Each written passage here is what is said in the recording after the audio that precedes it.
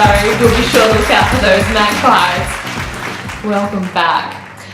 This morning we're going to be talking about educational technology softwares and resources. This is a very relevant topic at the moment we're in such a technological world, and with all these mobile devices, there really is no such thing as a non-learning space. People are just learning everywhere. We're lucky enough to have in the studio with us today Professor Charleston Jones from the University of Technology, Sydney. Good morning, Professor. How are you? Good morning, Sandra. I'm good. Thanks. That's great. And you've come to talk to us about two e-resources and applications this morning. What are those two that you've come to talk to us about? Well, the first one, Sandra, is called Educreations, and this is a personal recording whiteboard.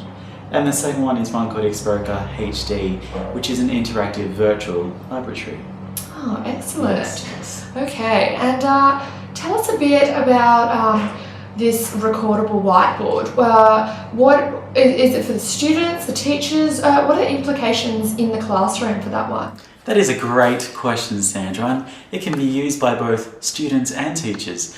For example, students can be creative and create their own lessons, and they can use it to explain and record their understanding of the lesson at hand and play it for future references and to clarify their understanding of the subject knowledge. They can also take notes while the teacher is talking and record both of them within the same file. Teachers can use it to pre-record their lessons for a substitute teacher if a student is absent, for any online classes, or just to practice their lessons before they give them. They can then also share their lessons with their other colleagues and fellow teachers online on Educreations online. Great, we've actually got Educations online up here, and you can see that, oh look, there's lots of lessons. They're all uploaded by other teachers? Yes, exactly. So we have all of these lessons already uploaded by fellow teachers, and then what you can do if you're looking for a lesson, you see the search bar also in the top corner, and what any teacher can do is type in the subject matter that they wish to teach, and then the database will automatically find those lessons that are applicable to you, and you can go through and decide which one is most suitable. What an excellent resource! Isn't it just wonderful? Yes, one of my personal favourites. Okay, now you're actually going to give us a bit of a demonstration of using the education software. I surely am, yes. Okay, let's go. Here we have the Educreations page as you create a new project. Due to its simple layout, it is straightforward and easy to use. At the top, we have the record function that allows you to stop and start your recording. As you are recording, you can also use the pen to freehand draw and write. You can also type and import images. Educreations has 4 different backgrounds you can choose from. As with any technology, it is how it is used that determines whether it is a good resource. Let's take a look at Educreations through the SAMR model. When used appropriately, Educreations can achieve redefinition, fostering student engagement, meaningful learning, and allow the lesson to become alive. Students and teachers can also record essentially a whole lesson and share it. When using the app, though not to its fullest ability, teachers can be modifying the task by pre-recording the lesson and the use of images. By just adding images, teachers are augmenting the task with slight functional improvement. However, teachers can fail to recognize the app's potential and use it just as a substitute to a traditional whiteboard. How fascinating. I can see how that would come in very handy. Okay, the next software you've come to talk to us about is Xperica HD, the interactive virtual laboratory. Tell us a bit about that one. How does it work? What can you do with that one? Right, Sandra. Well, Xperica HD is a great resource that engages students in an active, intentional, and authentic experience that contributes to more meaningful learning. That sounds great. Yes. Now let's have a look at this software. Here we go. Here is an example of one of the experiments that come on the free version of Xperica HD.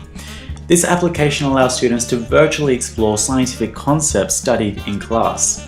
It could be used in a circuit-style lesson, or perhaps as a practice before using the real equipment and materials. It can even be used for teachers to assess their student learning. Alright. A few great features that this software has to offer include the experiment, procedure, and apparatus tabs. These provide a further explanation of the task and equipment in scientific language. Another fantastic feature is this Learn button here. This provides detailed explanation of the science and maths involved in each experiment. That's good. It is a wonderful software, but I must quickly note that this is only the free version and comes with 4 experiments, but the paid version is only $4.49. Oh, that's pretty cheap. Yeah, it is. Okay, so surely this cannot replace doing real life experiments though. Well, but obviously nothing can truly replace a real life experiment. However, it does give students and even teachers the option to perform experiments that they may otherwise be unable to do. Good. Okay, but similar to EduCreations, Yeah. the way the teachers implement the software will surely influence its effectiveness. Oh, of course, and I'll use TPAC method to explain why. Technological, pedagogical, and content knowledge is achieved when the teacher knows how to use technological tools to transform their pedagogical strategies and content to teach specific topics. In this case, the technology is Xperica HD. The content is the specific concepts directly linked to the science and technology syllabus. And the pedagogy is how the educator uses the application in the classroom and how they choose to teach. If a teacher combines all of the above, they will achieve TPAC. If teachers know and use the software appropriately, it can improve and extend the student learning. Another great resource there. I can see how that would be very useful in a science and technology classroom. Right, it definitely is. And I mean, the great thing about these apps is what would have taken IT weeks to organise just for one lesson is now easily and readily available just by the use of one simple to use application. Yeah.